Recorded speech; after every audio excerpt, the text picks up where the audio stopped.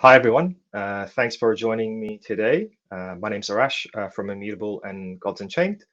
And I just wanted to take a few minutes of your time today to talk through my experience over the last number of years in the Web3 space and at Gods Unchained, and how we've seen, digital ownership really start to take shape and start to transform the lives of some of our player base that are engaging with us. So first and foremost, just a little quick intro about Immutable so you can better understand who we are and what we do. So Immutable is the first layer 2 scaling solution that was designed specifically for NFTs on Ethereum. The Immutable X platform was designed and built in partnership with Starkware. The Immutable headquarters itself is based out of sunny Sydney, Australia, and consists of 150 team members, and we're growing very, very rapidly with industry-leading backgrounds in crypto, blockchain, fintech, and gaming particularly. And I guess one of our first and foremost flagship products, Gods Unchained, a trading card game, has been around for a number of years and has traded over 5 million NFTs just in the last 12 months alone. And I'll be digging into that a little bit more. So Immutable is both a platform as well as a studio. And just quickly what I mean by that. So a platform as in with an open access that any project and any user can come on board and build out their NFT distribution and scale out their applications. And then the game studio, their focus is on development of really AAA gaming titles that bridge the gap between a really fun and interactive game and then bringing the Web3 and crypto elements and true digital identity and true digital ownership. And I'll be talking about two of our games, Gods Unchained and Guild of Guardians. So just digging a little bit deeper into the Immutable X platform itself, so you can understand how the capabilities of the Immutable X platform have really helped us at Gods Unchained leverage this. So as I said, Immutable X is one of the first layer 2 scaling solutions designed specifically for NFTs on Ethereum, and it's both fast and secure. And it does this using the ZK rollups technology to really achieve transaction throughputs of up to 10,000 TPS, which is really unparalleled with Ethereum mainnet, obviously. But it allows to do this in a kind of non-custodial manner, which means users and players can really take charge of their own ownership of their digital assets, and it's backed by the security of mainnet as well, so that they know it's trusted. And it does this using zero gas fees. So obviously, trading a $5 NFT using $50 of gas is nonsensical, and was some of the biggest bottlenecks when we were developing Gods Unchained ourselves. And that's why the Immutable X platform started to take shape. And as I said, it was developed in conjunction with Starkware using their ZK rollups technology. And to help to onboard developers, the Immutable X APIs, really we've seen that lowers the barrier to entry for projects and developers that are starting to come on board and start to make use of the system, and really helps them scale their projects in mere hours as opposed to days and potentially weeks that it can take to really onboard. And I guess the last point that's really close to my heart personally is that we can do this in a carbon neutral way.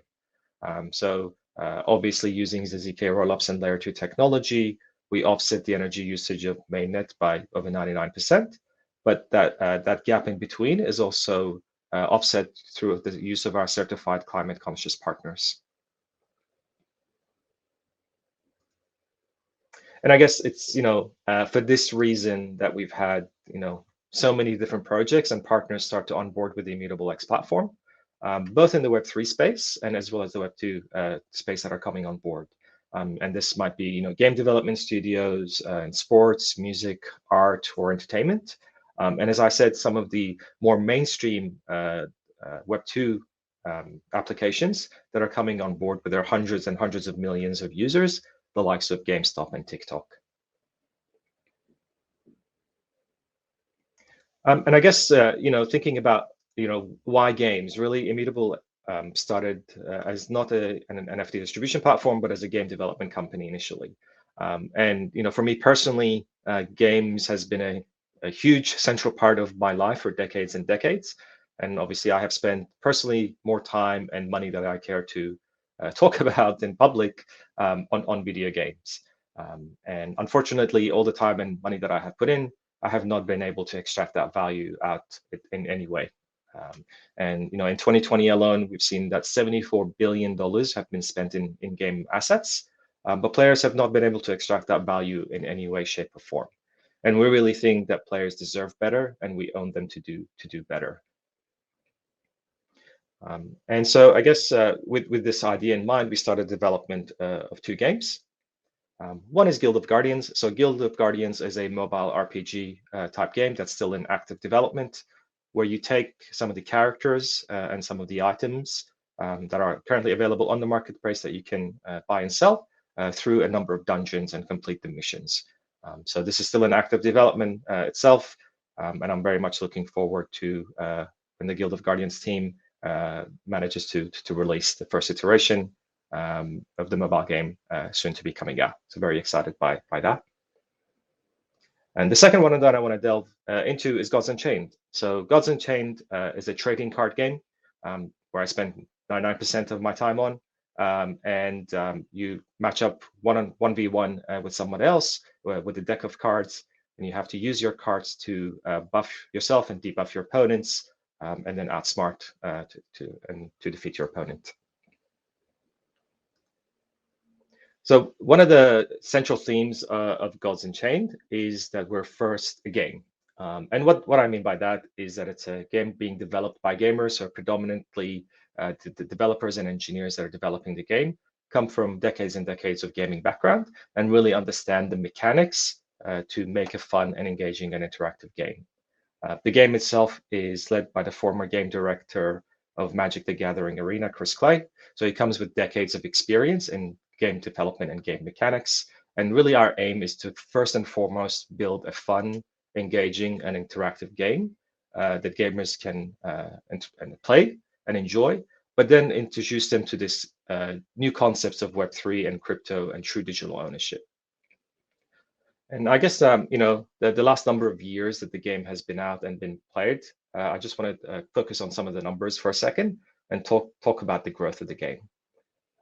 So in the last 2 years alone, we've seen the game grow from mere hundreds of players to hundreds of thousands of players. And really, we see this trajectory continuing to move up to the right as more and more mainstream audience comes on board, starts interacting with the Web3 space and the crypto space, and start to understand really the true value of digital ownership. And the current market for NFTs is so minuscule and so small. If you go out there and talk to people about concept of NFTs, there are very, very few that really understand the true nature of NFTs. So this exponential growth is still yet to come, and we haven't got there yet. What this has meant, though, for these hundreds of thousands of players that are engaged with the game, a large proportion of them are also engaged with the game's economy, right? And we've seen over 60,000 players start to engage with the secondary market and trade over 5 million NFTs worth over $50 million. So this $50 million that have been traded is value that has gone back out to the player base out of that 74 billion that I previously mentioned. And this is $50 million that in a traditional normal sense, when players engage with the game, they wouldn't have had access to. This is $50 million that have gone back into players for their time and the money that have committed to the game. One of the highest value items that have been traded on Gods Unchained was a one-of-a-kind card worth 210 ETH. So players are really starting to take shape and understand the concept and power behind NFTs and what it means for true digital ownership. And this has meant that we've minted so far over 3.5 million NFTs in Gods Unchained. And these NFTs are cards and items that players can utilize within the game, and they either purchase them directly from us as the developers of the game, or they earn them through competitive gameplay. So I can engage with the game, compete with my fellow players, and then be rewarded for the time that I have spent with items. And usually this is like any other game that you earn rewards with in-game currencies. But in this case, I can go and trade these NFTs with my peers on the marketplace and extract value back out if I need to. But I think this is, talking about these big numbers is really fun and exciting, but I think it kind of masks some of the problems that we're also facing. And I think the problem is that of accessibility. I think if we go out there and talk about NFTs, generally with people outside the room here, um, everyone assumes NFTs is something that is really for the rich playground of the rich and famous and the top 1%, because NFTs, usually when you hear about them in the news, there's something, an artwork that has sold for millions and millions of dollars, and that's just not accessible to people. And I think we have already enough accessibility challenges to overcome with UX, with increasing our adoption, with scalability, with reliability of systems, that I think the economy is one that we have much more control over. And that is why over 84% of God's NFTs have actually traded for less than $5. And I think if we can reduce the barrier to entry through the economic value, so lowering the value by players being able to engage with the system, we can really drive adoption and increase adoption. I know $5 is still a lot of money for a lot of the population, but we're working towards reducing that economic barrier to entry and being able to increase the number of people that can engage with the game. And I guess over the last number of years that the game has been out, we've seen different cohorts and different categories of players start to take shape and develop. And I wanted to just to take a couple of minutes to talk about these different cohorts and categories of players and how engaging with the in-game economy and how engaging with the different game has started to transform them and take shape.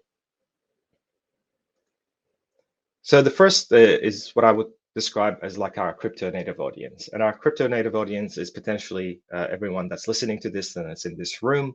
And you're someone that understands the concept of Web3. You know the difference between a fungible and non-fungible token. You know the different types of wallets and why you need a wallet. You understand the difference between a private and public key. And you might have been dabbling in crypto for a number of years, but potentially you haven't had your foray into NFTs, or maybe you've been playing around on the sidelines. And I know for me, this was my personal experience. So I've been in this space for over 5 years, but I hadn't really dabbled into NFTs. But I wanted to really understand what is the use cases of NFTs and what does it mean? How does it transform some of these different industries? And because I'm a gamer and I'm really interested and passionate about games, that's how I got introduced to it. But I really stayed because I found the game enjoyable and fun and interactive, and it allowed me to appreciate the value that NFTs bring. And I think we see some of this cohort of players become our biggest advocates in the ecosystem.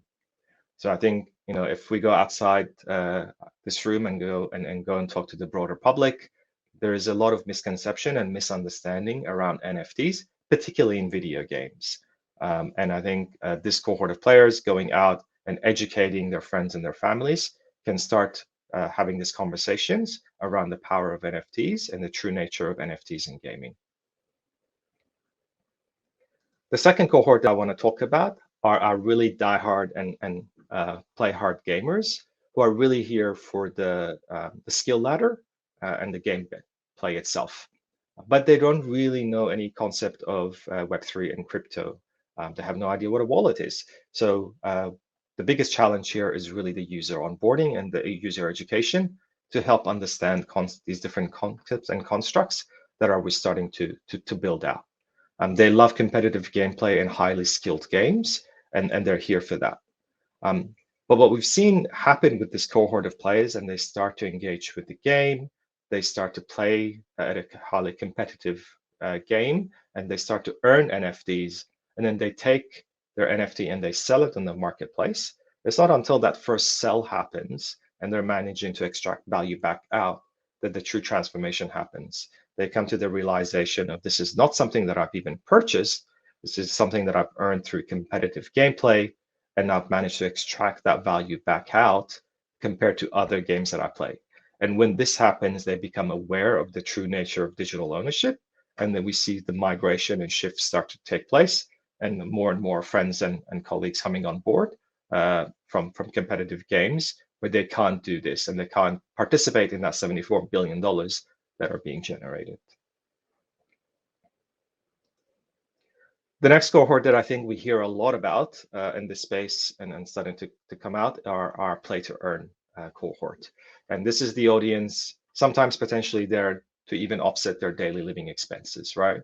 They're very familiar with different play-to-earn concepts and play-to-earn mechanics, but they're not really too fussed about the technology because they're looking to come in, participate in the game, and extract the value back out. We see some guilds operating in this space because they're looking for hyper growth and player acquisition. And so they want to bring as many of their players on board, bring as many scholars on board to play the game and engage with the economy, and then be able to extract value back out as quickly as possible. But they're very good at understanding in-game economies. They know exactly what levers to pull. And if I spend $10 here, what is my ROI and how many scholars do I need to get that return? So they're really starting to engage at a very minute level in the game economies and really help shift that balance. And then I think the fourth cohort of users that we see is our investor class. And we love to meet our investors, and they're really there to help drive the initial stage of the game and development of the game. And a lot of projects wouldn't be where they are today without that investor class. The investor class sometimes engages with the game, and sometimes they don't. They like to play the marketplace. So having these concepts of marketplaces and open economies as opposed to closed wall gardens allows many other investors. So I can become an investor, and it's not the playground of the rich and famous alone that can engage with the game's economies and help drive the adoption of the game forward. And so I guess, thinking about these different categories of cohorts of players and their engagement with the game, what kind of transformation does that create for the game? How are some of these elements change what players do and how they interact with the game? And I think one factor that was really interesting to me when I was preparing for this and digging into it is this concept of stickiness. And stickiness is essentially how many of your monthly players engage with your game on a daily basis, right? So if you had 100 players that play your game monthly, how many of those engage on a daily basis with your game? And if we look at this report from 2019 from Game Analytics, you can see the top 15% of the games really hover somewhere between the 18 to 20% stickiness. So that means 18 to 20% of that 100 people log in on a daily basis to interact with the game. What we've seen at Gods Unchained, on the other hand, is combining the interactive, fun, and engaging and competitive elements of AAA games with the concept of true digital ownership. We've seen some of the stickiness percentages strike up to 32%. So that's 32% of our player base that engage on a monthly basis engage with the game on a daily basis because they want to be able to compete in the game, but also with the in-game economies. And if we look at the numbers that engage with the broader ecosystem and the broader economy, it's even higher than that. So giving utility back to players really drives this adoption further and increases the number of players that are engaging with it on a regular basis. So I guess if there's one final thing that I want to leave everyone with, why do we do this really? And it's about empowerment. It's about empowering players with true ownership of their digital assets and the thoughts and feelings that players wouldn't have experienced previously.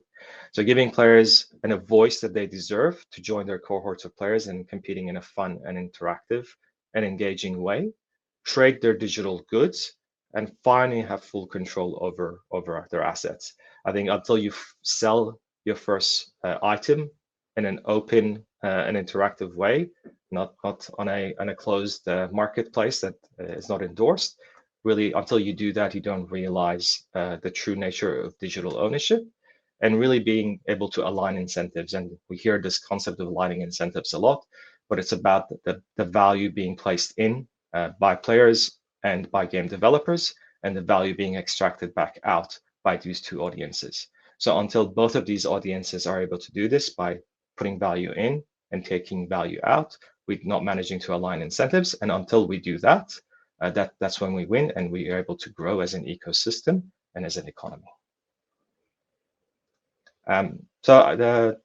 Thank you for, I guess, taking the time to listen to me. I'm happy to hear more about how different projects and different games are onboarding with the utilization of NFTs, and happy to discuss further. Thank you.